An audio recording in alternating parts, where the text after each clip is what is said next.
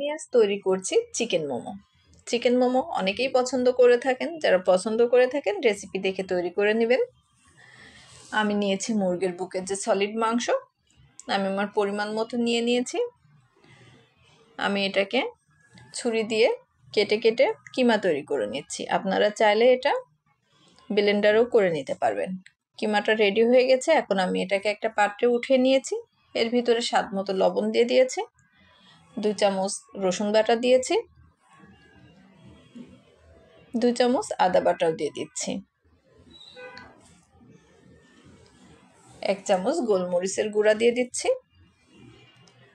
পরিমাণ মতো কাঁচামরিচ কুচি দিয়ে দিলাম, একেবারে মিহি কুচি করা পরিমাণ মতো পেঁয়াজ দিয়ে দিলাম। এর ভিতরে পরিমাণ মতো সয়াবিন তেল দিয়ে দেব। তেলটা খুব বেশি লাগবে না, অল্প তেলে এটা হয়। 1 চামচ সয়া সস দিয়েছি। সয়া সস যদি না থাকে তাহলে একটু লেবুর রস দিয়ে নেবেন। দিয়ে এটাকে খুব ভালোভাবে মেখে নিব। অন্যদিকে একটা পাত্র নিয়েছি, পাত্রে আমি 1.5 কাপ আটা নিব। আমি 1.5 কাপ আটা নিয়েছি। এর ভিতরে আমি স্বাদ অনুযায়ী একটু লবণ দিয়ে দিলাম। নর্মাল যে পানি আছে সেই পানিটা একটু একটু করে মিক্সড করব, করে সুন্দর একটা ডো তৈরি করে নিব। ডোটা খুব বেশি নরমও হবে না, খুব বেশি শক্তও হবে না। এভাবে আমি একটা ডো তৈরি করে নিয়েছি। এটা থেকে আমি একটা বড় রুটি তৈরি করেছি। আমি একটা কৌটার মুখ দিয়ে ছোট ছোট করে কয়েকটা রুটি কেটে নিচ্ছি।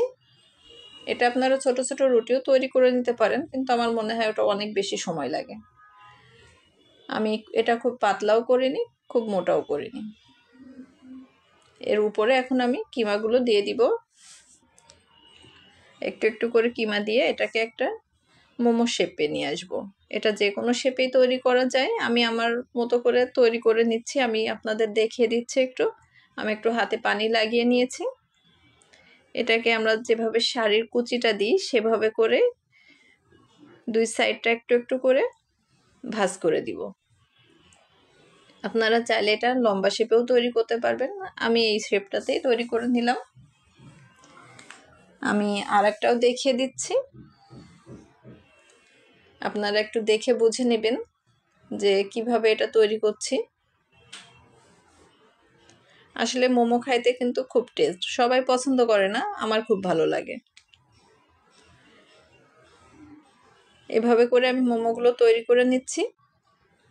আমি সবগুলোই মোমোই তৈরি করে নিয়েছি। আমি এটা রাইস কুকারে সিদ্ধ দিব, এই কারণে স্ট্রেনারটাতে একটু তেল ব্রাশ করে নিলাম। এর উপরে আমি সব মোমোগুলো এখন দিয়ে দিচ্ছি। আমি রাইস কুকারে আগেই পানিটা গরম করতে দিয়েছি। এর উপরে এখন মোমোগুলো দিয়ে রাইস কুকারের মুখে যে ছিদ্রটা আছে বন্ধ করে দিয়েছি। এভাবে আমি 25 মিনিট এটা সিদ্ধ করে নিব। মোমো খাবো, সস তো তৈরি করতে হবে। একটা সস তৈরি করার জন্য ফ্রাই প্যানে সামান্য তেল দিয়েছি, এর ভিতরে একটা রসুন কুচি দিয়ে দিয়েছি। এটা একটু ভেজে নিয়ে এর ভিতরে 1 চামচ সয়া সস দিয়েছি, আর 3 চামচ মতো টমেটো সস দিয়েছি। দিয়ে চুলাটা বন্ধ রেখে এটা একটু নাড়িয়ে চাড়িয়ে সুন্দর একটা সস তৈরি করে নিয়েছি। আলহামদুলিল্লাহ, আমার মোমোটা রেডি হয়ে গেছে। এভাবে করে আপনারাও বাসাতে তৈরি করে নিতে পারবেন। দেখেই বুঝতে পারছেন যে কতটা লোভনীয়, কতটা স্বাদের হয়েছে। বাসায় তৈরি করবেন।